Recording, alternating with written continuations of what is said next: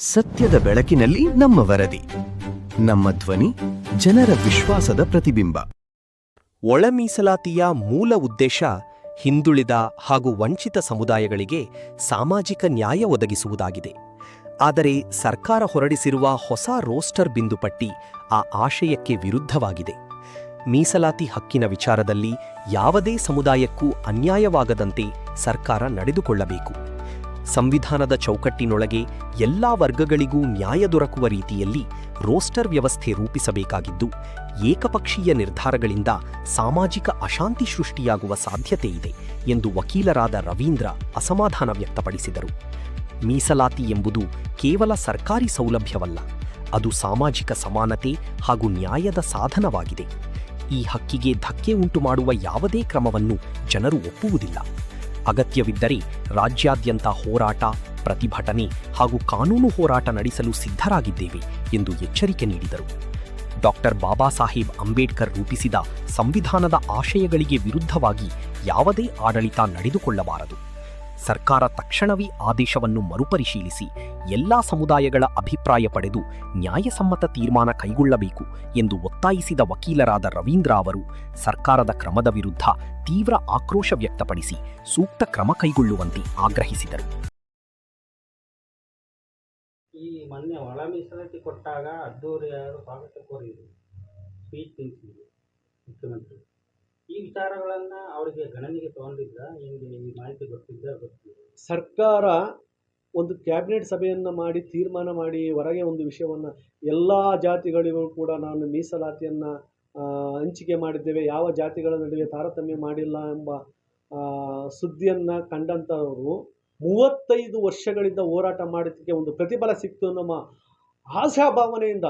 ಒಂದು ಶತಮಾನಗಳಿಂದ 30 ವರ್ಷಗಳ ಹೋರಾಟ, ಅದು ಊಹಿಸ್ಕೊಳ್ಳೋಕ್ಕೂ ಸಾಧ್ಯ ಇಲ್ಲ. ಈ ಒಂದು ದೇಶದಲ್ಲಿ ಯಾರೂ ಕೂಡ ಮಾಡಲಾಗದಂಥ ಹೋರಾಟವನ್ನು ಮಾಡಿದ್ದಾರೆ.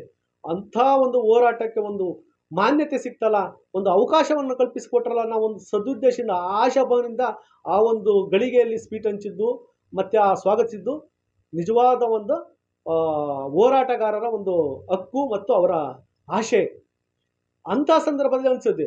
ಆದರೆ ಒಳಮರ್ಮದಲ್ಲಿ ಇಂದು 13ನೇ ತಾರೀಕು ಇವತ್ತು ಬಿಡುಗಡೆ ಮಾಡಿರುವಂಥ ರೋಸ್ಟರ್ ಬಿಂದುವನ್ನು ನೋಡಿದಾಗ ಇದು ಒಳಸಂಚಿನಿಂದ ವ್ಯವಸ್ಥಿತವಾಗಿ ಒಳ ಮೀಸಲಾತಿಯೇ ಅನ್ವಯವಾಗದ ರೀತಿಯಲ್ಲಿ ರೋಸ್ಟರ್ ಬಿಂದುವನ್ನು ತರುವುದನ್ನು ಖಂಡಿಸ್ತೀವಿ.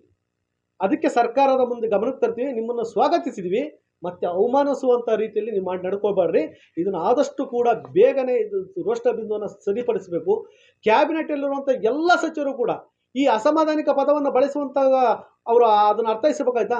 ಸಂವಿಧಾನದಲ್ಲೇ ಇಲ್ಲದಂಥ ಪದವನ್ನು SC ಸಾಮಾನ್ಯ ಅಂತ ಅಳವಡಿಸಿರುವುದು ಸಂವಿಧಾನದ ಆಶಯಕ್ಕೆ, ಮೂಲ ಆಶಯಕ್ಕೆ ಕೊಡಲಿ ಪೆಟ್ಟಲ್ಲವೇ? ಯಾವುದೇ ನ್ಯಾಯಾಲಯ ಹೇಳಿರೋದು ಅಷ್ಟೇ, ಎಲ್ಲ ಜಾತಿಗಳಿಗೂ ಕೂಡ ಅವರ ಅಂಕಿಅಂಶಗಳನ್ನು, ನಿಖರ ದತ್ತಾಂಶವನ್ನು ಕಲೆ ಹಾಕಿ ಯಾವ ಶೈಕ್ಷಣಿಕವಾಗಿದೋ ಅವರಿಗೆ ನ್ಯಾಯವನ್ನು ಕೊಡಿ, ಅವರಿಗೆ ಮೇಲೆತ್ತುವಂಥ ಕೆಲಸವನ್ನು ಮಾಡೋಕ್ಕೋಸ್ಕರ ಒದಗಿಸುವಂತೆಯನ್ನು ಕಲ್ಪಿಸಿಕೊಡಿ ಅಂತ ಸರ್ಕಾರಕ್ಕೆ ಆದೇಶ ಮಾಡಿದೆ ಹೊರತು ಒಳ ಮೀಸಲಾತಿಯನ್ನು ಕೊಡುತ್ತೇವೆ, ಕೊಟ್ಟ ರೀತಿಯಲ್ಲಿ ಕಿತ್ಕೊಳ್ಳೋದೇ ರೀತಿಯಲ್ಲಿ ಅಸಂವಿಧಾನಿಕ ಪದವನ್ನು ಬಳಸಿ ಸಂವಿಧಾನದ ಮೂಲ ಆಶಯಕ್ಕೆ ಧಕ್ಕೆ ರೀತಿಯಲ್ಲಿ ಯಾವುದೇ ಸರ್ಕಾರ ಮಾಡುವಂಥ ನೈತಿಕ ಹಕ್ಕು ಇಲ್ಲ, ಯಾವುದೇ ರೈಟ್ಸು ಇಲ್ಲ. ಇದು ಮೂಲ ಸಂವಿಧಾನದಲ್ಲಿ ಯಾವುದೇ ಒಂದು ಅವಕಾಶವನ್ನು ಕಲ್ಪಿಸಿಕೊಟ್ಟಿಲ್ಲ.